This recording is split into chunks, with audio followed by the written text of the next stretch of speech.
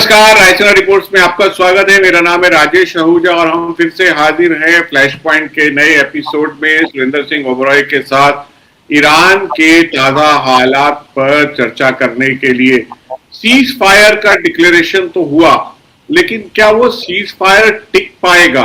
सबसे बड़ा सवाल यही है, क्योंकि दो तीन मुद्दे जो सामने आए हैं उसमें सबसे पहला है कि इजराइल के लेबनान पे हमले बहुत ज्यादा बढ़ गए हैं। कल जो है इजराइल का लेबनान पे हमला अब तक का सबसे बड़ा हमला बताया गया है, जिसके बाद ईरान ने स्ट्रेट ऑफ हॉर्मुज से फ्री नेविगेशन की बात कही थी वो बंद कर दिया है।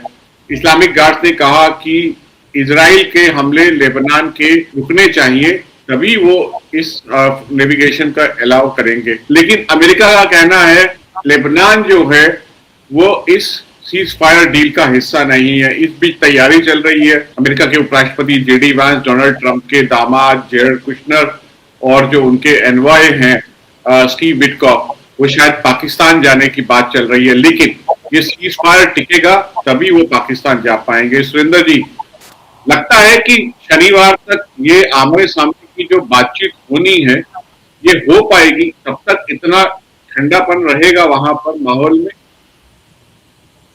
जी, देखिए, सबसे बड़ी चीज है कि थर्ड पार्टी के थ्रू मीडिएशन अभी हो रही है अभी तक, तो उसमें आई थिंक कंफ्यूजन भी है।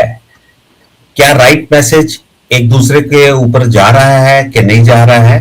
जैसे बड़ा क्लियर पता लग रहा है कि जैसे पाकिस्तान के प्राइम मिनिस्टर ने बोला था कि Lebanon is included in the cease fire, लेकिन इजराइल ने सबसे पहले इनकार कर दिया और उसके बाद प्रेसिडेंट डोनाल्ड ट्रंप ने भी।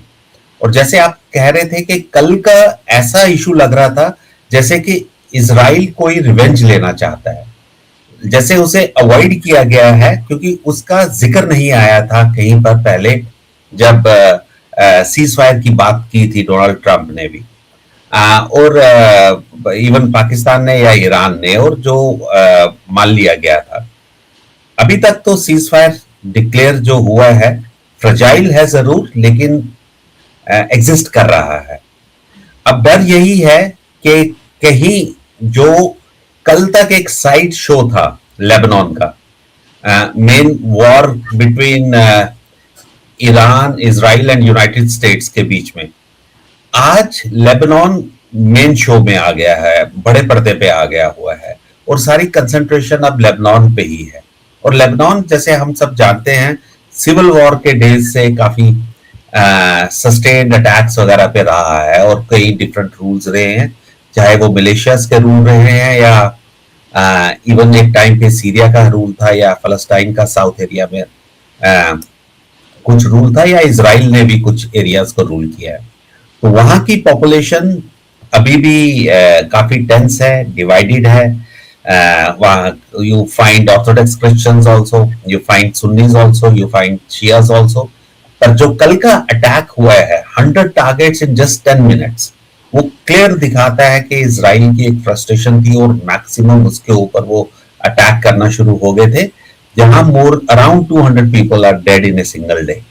वहां का लेबनीज रेड क्रॉस का जो प्रेसिडेंट है, उसकी स्टेटमेंट आई थी कि खून की कमी थी, huge queues were there more or less for people donating the blood, और हॉस्पिटल्स में बेस्ट बेड्स अवेलेबल नहीं थे। लोग अपने फैमिली एल्बम्स वगैरह को ढूंढ रहे थे जो ब्लास्ट वगैरह होके बिल्डिंग के रेजिडेंट्स और चीजें आ गए। तो बड़ा गौरी सीन था, और बेंजामिन नेतन्याहू अपने आप को डिफेंड कर रहे थे इस स्ट्राइक के, और वो कह रहे थे कि मुझे हिजबुल्लाह को किसी न किसी तरीके से कंप्लीट इरेडिकेट करना है।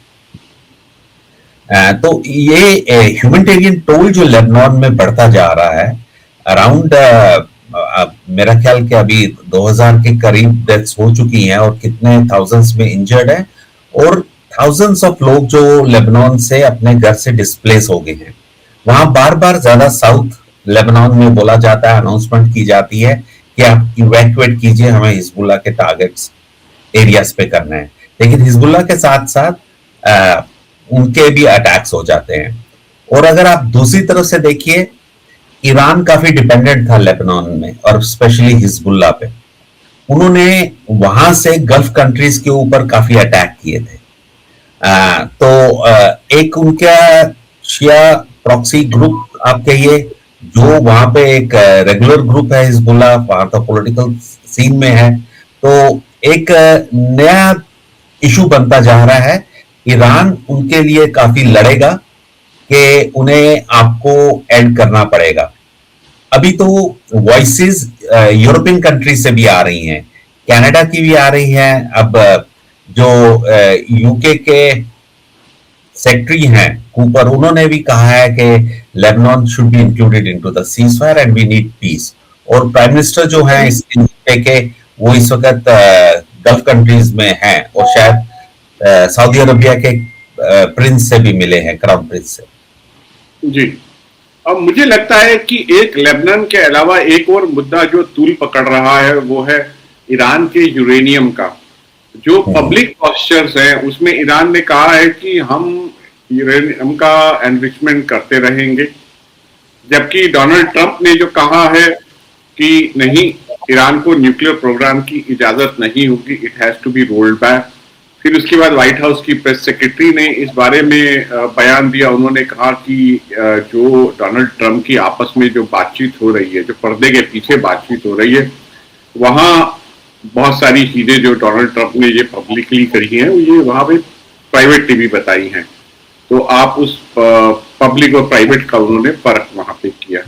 लेकिन ये एक मेजर स्टिकिंग पॉइंट मुझे लगता है उभर रहा है।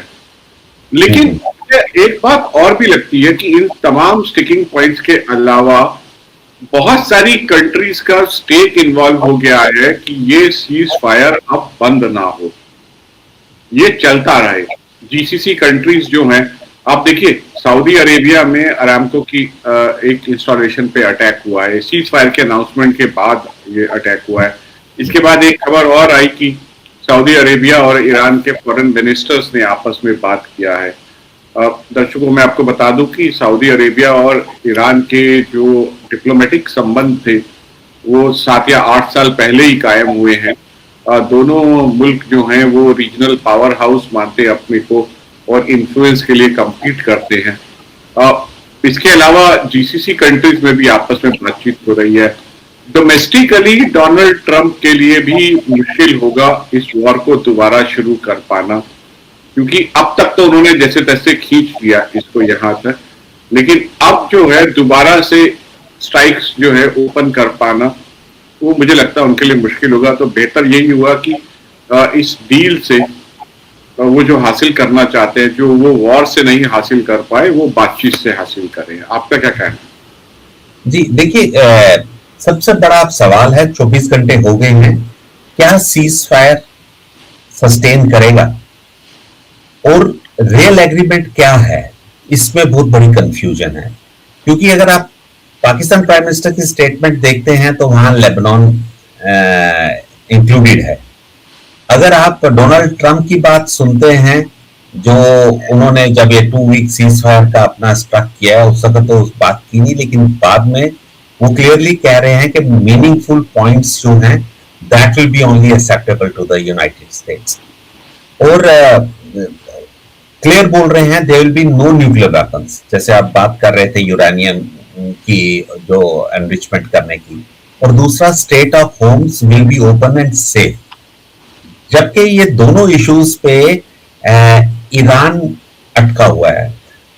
मेरे लिए सबसे ज्यादा इंपॉर्टेंट है कि जो 10 point Supreme National Security Council ने दिए हैं, क्योंकि finally they are the powers behind. ना वहां के वो प्रेसिडेंट बात कर सकते हैं, ना पार्लियामेंट्री के जो स्पीकर हैं या फिर फॉरेन मिनिस्टर हैं। 3 ही वॉइसेस हैं जो इस वक्त ईरान की काफी स्ट्रांग हैं, but they are basically the spokesperson, और मैं यूं कहूंगा voices of Supreme National Security Council के जो 10 पॉइंट्स के हैं। और वो बड़ा क्लियर बोल रहे हैं कि स्ट्रेट ऑफ होर्मुज को हम कंट्रोल करेंगे, मैक्सिमम ओमान को साथ ले लेंगे, एक हिसाब से एक टैक्स लगाना शुरू कर देंगे जो भी शिप हो जाएगी। यहां तक कि आज उन्होंने एक मैप भी निकाल दिया है जिसमें उन्होंने रूट बताया है कि जिसको भी क्रॉस करना है उन्हें पहले परमिशन लेनी पड़ेगी हमसे, और फिर आपको इस रूट से क्रॉस करना है, क्योंकि बीच में सेंट्रल एरिया में कुछ माइंस वगैरह भी है। तो ये वाला बहुत इश्यू इंपॉर्टेंट है जो मैं कह रहा हूँ, सुप्रीम नेशनल सिक्योरिटी काउंसिल के 10 पॉइंट्स, ये तभी कल क्लियर होगा जब वो मीटिंग्स होंगी। अब सुनने में आया है प्रेसिडेंट आ रहे हैं जो पाकिस्तान क्लेम कर रहा है, स्पीकर आ रहा है ईरान का, ईरान के जो प्रेसिडेंट हैं वो इस्लामाबाद में आएंगे, और यहाँ से भी वाइस प्रेसिडेंट ऑफ यूएस वगैरह जा रहे हैं, और बाकी जो उनकी टीम है नेगोशिएशंस की। तो जब ये डायरेक्ट टॉक शुरू होगी, पाकिस्तान तो एक जरिया था, उनका लैंड एक कॉमन प्लेस होगा जहां पे वो यूज होगा और जहां पे सेफ्टी कंसर्न ज्यादा देखा जाएगा। लेकिन लेबनान का इशू ईरान बहुत स्ट्रांगली लेगा, क्योंकि तीसरा इशू अदर देन न्यूक्लियर और हार्मोज, स्टेट ऑफ हार्मोज के बाद है जो प्रॉक्सी एलिमेंट्स हैं इसके ईरान के। यूएस ट्राई करेगा एट देयर लेवल बेस्ट के वो वहां पे काम ना करें, लेकिन जैसे Hezbollah with in the government है वहां पे, या बाकी जगहों पे ग्रुप्स हैं, एक तो खाली वहां पे नहीं है, जैसे हुतीज हैं, उसके बारे में क्या होगा। तो ये थर्ड जो प्रॉक्सी एलिमेंट होगा ईरान का, उसके ऊपर भी डिस्कशन बहुत हैवी होगा। लेकिन ईरान इंसिस्ट करेगा कि आप सीज फायर करिए लेबनान का भी, अदरवाइज लेबनान से गल्फ कंट्रीज पे इक्वली थ्रेट रहेगा। अगर इजराइल करता रहा ऐसा अटैक तो लेबनान को आई एम श्योर जो पीछे फोर्सेस हैं, ईरान है या कोई और कंट्री होगा, उसमें दोबारा उनको रिफिलिंग टाइप होगा उनके वेपन्स का, और गल्फ कंट्रीज पे दोबारा अनरेस्ट हो सकता है, and ceasefire can again become very fragile. जी, बहुत बहुत शुक्रिया सुरेंद्र जी इस अपडेट का। हमारी नजर लगातार बनी रहेगी, और पहला इंडिकेशन ये सीज फायर टिकेगा नहीं, ये इस बात से आएगा कि ईरान और अमेरिका के प्रतिनिधि आपस में आमने सामने शनिवार को बातचीत कर पाते हैं या नहीं। बहुत बहुत धन्यवाद। Thank you.